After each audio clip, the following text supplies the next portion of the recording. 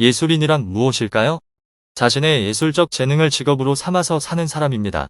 그러면 예술인이라는 직업 혹은 집단이 생겨난 것은 언제부터일까요? 현대로부터 불과 200년이 지나지 않았습니다.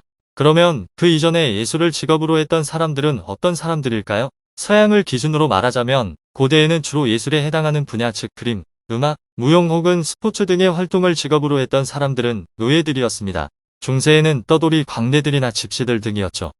물론 고대나 중세의 지배층도 예술을 즐겼습니다. 그러나 그것은 어디까지나 교양의 차원이었지 먹고 살기 위해서 하는 예술 행위는 아니었죠. 동양의 역사에서도 비슷합니다. 비록 서양보다는 조금 나아서 하급 관직에 출세하는 정도로 출세하는 경우도 있으나 그것은 극히 미미한 수준이었죠. 자본주의가 세계 경제의 주류로 등장한 근대 이후부터 예술인들은 그 사회적 지위가 격상됩니다. 여기에서는 유럽의 고전주의 음악의 인물들을 통해서 음악인들의 지위 변화를 살펴보고 예술인의 사회적 지위 변동에 대해 알아보겠습니다. 우선 17세기에 태어난 요한 세바스찬 바흐입니다. 음악의 아버지라고도 불리는 사람이죠. 그의 음악은 현대까지도 사랑받고 있습니다. 그러나 그의 사회적 지위를 보면 귀족이나 왕의 궁정 음악장 혹은 교회의 수석 음악장 등입니다. 그것이 전부입니다. 그 자신의 힘으로 음악을 만들고 발표하여 거기에서 나오는 경제적 수입이나 사회적 지위를 가질 수 없는 어디엔가 의존해야만 하는 직업이죠. 바흐와 같은 해에 태어나 영국을 무대로 활동한 게오르그 프리드리히 핸델도 바흐와 비슷한 지위를 가졌습니다.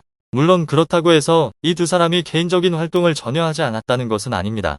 그러나 그의 삶을 지탱하는 현실적인 것은 거의 귀족이나 교회의 도움이 없으면 불가능할 정도로 그 의존도가 심합니다. 그들의 초상화를 보면 알 수 있듯이 입고 있는 의상들은 궁정 악장이나 교회 악장의 유니폼입니다. 궁정이나 교회의 하인인 셈이죠. 조금 더 시간이 흘러 교양곡의 아버지라고 불리는 프란츠 요제프 하이든이 등장합니다. 그는 18세기에 태어나 수많은 교향곡들을 만들어낸 사람입니다. 그의 시기에 와서는 그의 사회적 지위가 올라갑니다. 귀족이나 교회의 도움도 컸지만 개인적인 레슨이나 연주회를 통한 수입을 얻는 듯 스스로 자립할 수 있는 기반을 만들어 나가고 있습니다. 그러나 그는 여전히 귀족이나 교회의 하인이라는 의식에서 벗어나지 못하고 있었습니다.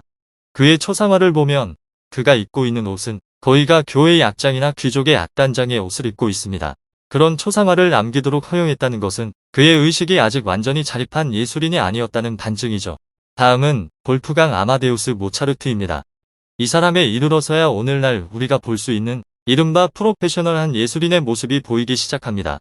누군가의 후원이나 하인이 되는 것이 아니라 자신이 작곡한 음악 작품을 공연하여 그 수입을 기반으로 살아가는 완전히 독립된 예술가이죠. 물론 그도 초기에는 귀족의 악단장이나 교회의 악장 생활도 조금 했습니다. 그러나 18세기 당시 예술인의 천국인 오스트리아 빈에 정착하고는 그런 생활을 완전히 버립니다.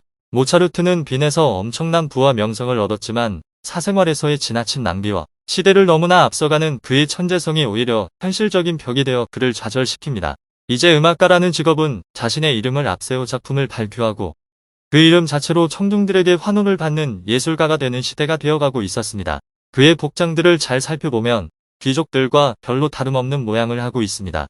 그가 이제 그런 옷을 입어도 음악가라고 해서 누구도 그의 의상에 대해 비난하지 못하는 시대적 분위기가 있었음을 알 수 있죠. 다음은 루드비히 반 베토벤입니다. 이 사람의 시대는 이미 마이스터라는 존경을 뜻하는 칭호가 음악가의 앞에 붙을 수 있는 시기입니다. 그는 빈에서 그런 칭호로 불렸습니다. 요즘의 아이돌에게 따르는 팬덤층이라는 것도 생겼습니다.